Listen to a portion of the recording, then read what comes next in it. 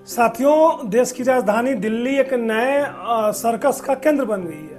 जिस तरीके से आप सर्कस में जाते हैं, जीव जंतुओं और जानवरों को देखकर अपने आप को मनोरंजित महसूस करते हैं, उसी तरीके से अगर आपको ये सारी चीज़ें देखनी है तो आप अभी दिल्ली जाकर देख सकते हैं, क्योंकि वहाँ पर संसद का सेशन चल रहा है। लेकिन हाँ, वहाँ पर आपका मनोरंजन नहीं होगा, बल्कि जनता के पैसों पर किए जा रहे इस नग्न नृत्य के कारण हो सकता है कि आपका बीपी बढ़ जाए। पिछले 2 से 3 बारों की तरह इस बार भी 7 दिन हो गए हैं संसद में किए गए काम काजों की अगर मैं मात्राओं में बात करूं तो वो ऑलमोस्ट नगण्य यानी कि शून्य है। रीजन है SIR। बिहार में इलेक्शन कमीशन के द्वारा जो एक स्पेशल इंटेंस रिवीजन चल रही है वोटर्स की, उसके ऊपर एक्चुअली होता क्या है कि जब कुछ दल या कुछ लोग सत्ता को अपनी बपौती समझने लगते हैं ना, तो उनको लगता है कि नहीं, ये तो हमारा वर्चस्व है और हम यहाँ राज करने के लिए ही पैदा लिए हैं। और यही स्थिति हो चुकी है राहुल गांधी की और कांग्रेसियों की, क्योंकि बाप दादा के शासनकाल से चलते हुए उनको भी लगा कि ये हमें थाली में परोस कर दिया तो गया, लेकिन चलो कोई बात नहीं, एक टेन्योर नहीं मिला तो आगे देखेंगे। दूसरे टेन्योर में दिमाग की घंटी जली और तीसरे टेन्योर में भी सत्ता से बाहर रहने के बाद ये जो है कहीं ना कहीं विक्षोभ को और एक तरीके से एक्सट्रीम कंडीशन को प्राप्त हो गए हैं। और इस तरीके से ये हर वो हथकंडा अपनाना चाहते हैं। कल आपने वीडियो देखा होगा, SIR लिखा हुआ पर्चा फाड़ रहे थे। वैसे राहुल गांधी का फाड़ने में कोई नामो क्या बोलते हैं उनका, कोई कंपिटिटर नहीं है। कंपिटिटर जब वो अपनी ही सरकार के, अपने ही प्रधानमंत्री के पारित किए गए आदेश को फाड़ के फेंक सकते हैं, तो ये कागज का टुकड़ा था। और यही कारण है कि देश की जनता ने उनकी फाड़ रखी है, इसमें भी कोई शक नहीं है। आज बात करेंगे आपसे हम बिहार में चल रहे SIR पर, और उस SIR के नाम पे चल रहा है बिहार में एक तथाकथित पारिवारिक जो एक पूरा कुनवा है ना, उसमें एक नौमी फूल के नाटक पर, और यहाँ पे सेंटर में श्रीमान 1008 राहुल गांधी के नाटक पे। जी हाँ, मैं डॉक्टर असित, आप देख रहे हैं अमेजिंग एसिड, और आज हम बात करने वाले हैं इस विषयों पे।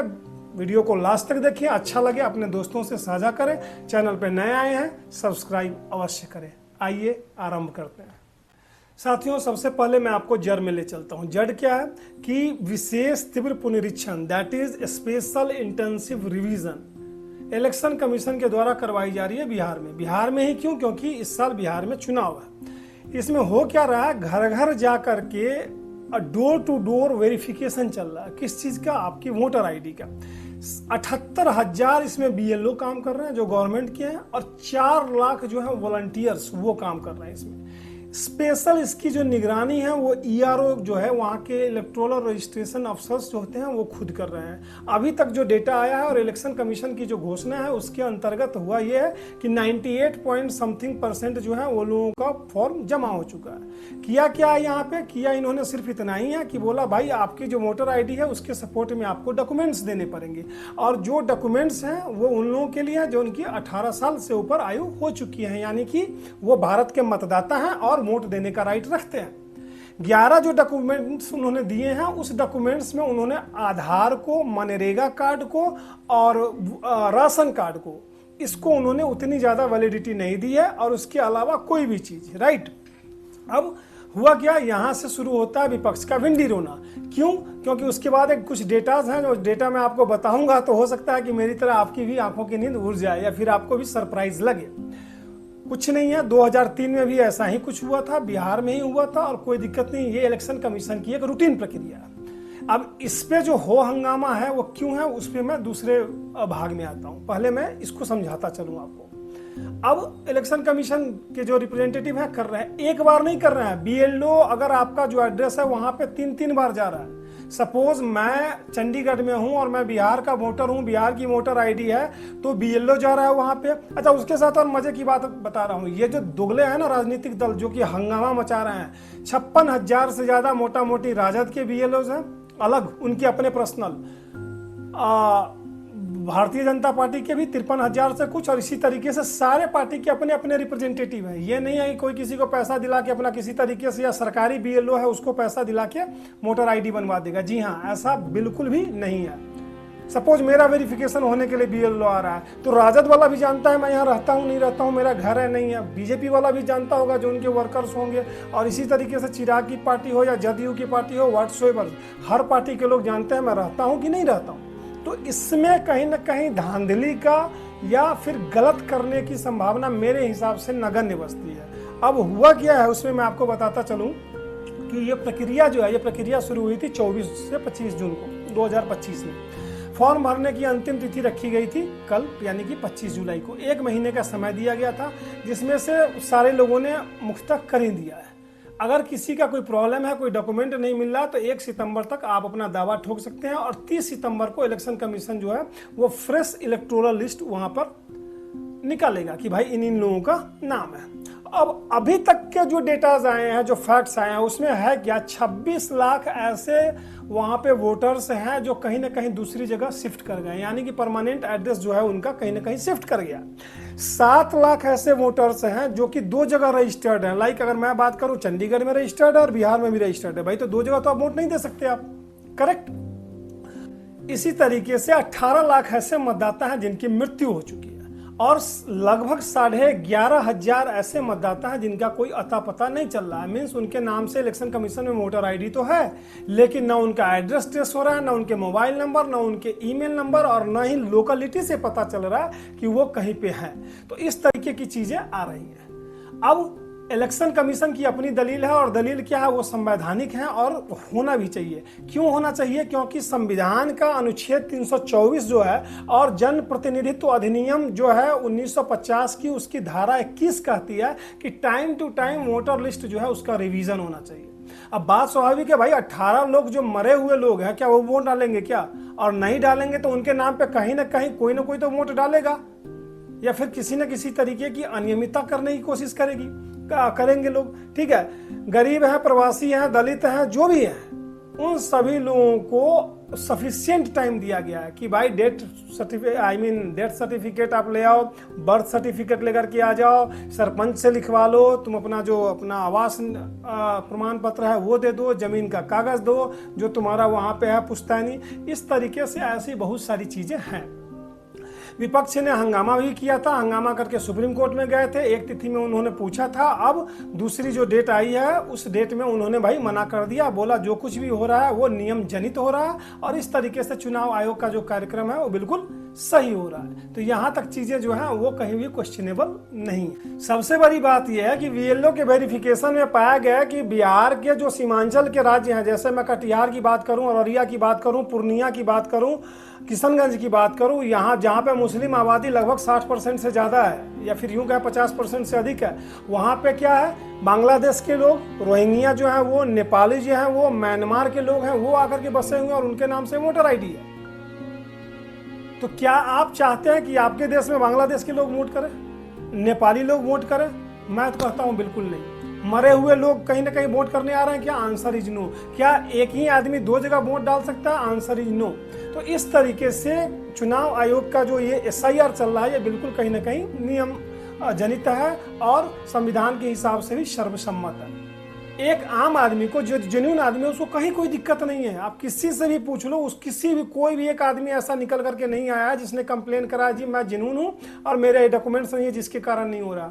और मजे की बात तो ये है कि चुनाव आयोग ने अभी तक डेटा रिलीज नहीं किया, उन्होंने फ्रेश इलेक्टोरल लिस्ट रिलीज ही नहीं किया कि कोई कहे मेरा नाम है या नहीं है। तब सवाल उठता है कि ये हंगामा किस बात का मचा रहे हैं। जी हाँ, अब आते हैं इस मुद्दे पे। देखो, कहानी ऐसी है ना कि 2014 के बाद इस देश की राजनीति ने एक नई करवट ली है।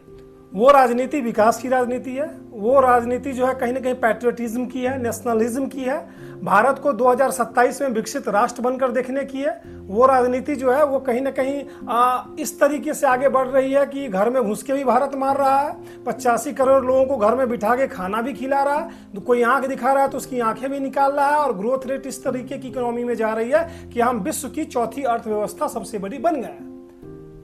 जो कन्वेंशनल सोर्स ऑफ एनर्जी थी उसको छोड़ करके कहीं ना कहीं सोलर एनर्जी और रिन्यूएबल एनर्जी से लेकर के और वंदे भारत ट्रेन चलाने तक हर दिशा में हमारा जो प्रयास है वो विश्व में सर्वसराहनीय रहा। भारत का प्रधानमंत्री आज के देश में एक ऐसा व्यक्ति है जो निर्विवाद रूप से, कल ही एक नया रिकॉर्ड बना है कि लगातार शासन करने वाले वो दूसरे प्रधानमंत्री हो गए जवाहरलाल नेहरू के बाद, और विश्व में सबसे ज्यादा सम्मानित, सर्वसम्मानित 27 से ज्यादा नेशनल ऑनर्स उनके पास अलग अलग कंट्रियों के हैं। तब बात उठता है कि यहाँ से तो देश की जनता को प्राउड फील हो रहा है, अर्थव्यवस्था आगे जा रही है, चीजें अच्छी हो रही हैं। तो पेट में दर्द किसको हो रहा है? जी हाँ, पेट में दर्द हो रहा है उस कैटेगरी के लोगों को जो 99 सीटें ला करके कहते हैं जी हम बहुमत में हैं। अरे इनका दर्द ऐसा नहीं है, इनका दर्द टाइम टू टाइम आता रहता है। रीजन बिहाइंड कि आज के डेट में देश का विपक्ष जो है कंप्लीटली, जो बोलते हैं ना, मुद्दा विहीन हो जाना, बिल्कुल विचारहीन हो जाना। आप संसद को नहीं चलने दे रहे हो। ये राहुल गांधी हर तीसरे दिन में 500 दफा सिर्फ यही बात बोलता है कि जी हमें बोलने नहीं दिया जा रहा, संसद में हमें बोलने नहीं दिया जा रहा, जी हम तो बस। और आप प्रोसीडिंग्स को देखें, ये आदमी खड़ा होता है, वेल में इशारा कर करके अपने बंदों को भेजता है कि भैया जाओ हंगामा करो। तख्ती लेकर के जाते हो, महात्मा गांधी की मूर्ति से लेकर के मकर द्वार तक तुम मार्च करते हो, फाड़ते हो, हंगामा करते हो, संसद में जाते नहीं। और जब जाते हो तो वहां हंगामा करते हो।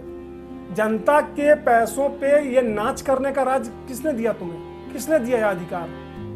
इसलिए सिर्फ क्योंकि हमें सत्ता नहीं है। और ये राग पुराना नहीं है। आप याद कीजिए बिहार के पिछले वाले इलेक्शन को, जिसमें इन्होंने हंगामा मचाया था जी किसी भी पार्टी को हम दबाते हैं वोट तो बीजेपी को गिरता है।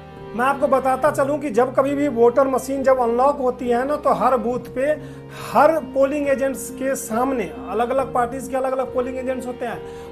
50-50 ईच मॉक वोट डाले जाते हैं और वीवीपैट से उनका मिलान किया जाता है। वोट डालने के पहले 50 आरजेडी वाला डालेगा तो 50 जदयू वाला भी, बीजेपी वाला भी, और जो निर्दलीय है वो भी 50 डालेगा, जितने भी वहां पोलिंग एजेंट है। तो इस तरीके का एजेंडा इन्होंने खूब चलाने की कोशिश की है। अनफॉर्चुनेटली एजेंडा चल ही नहीं पा रहा। जिंदा तो रहना है तो बीच बीच में टॉनिक पी लेते हैं, कभी हिंडनबर्ग का, कभी राफेल घोटाला का, ठीक है, कभी अदानी का, कभी कुछ का, कभी कुछ का, ठीक है। अब की मुद्दा मिला हुआ SIR। एक बिहार में एक और नमूना है, ठीक है।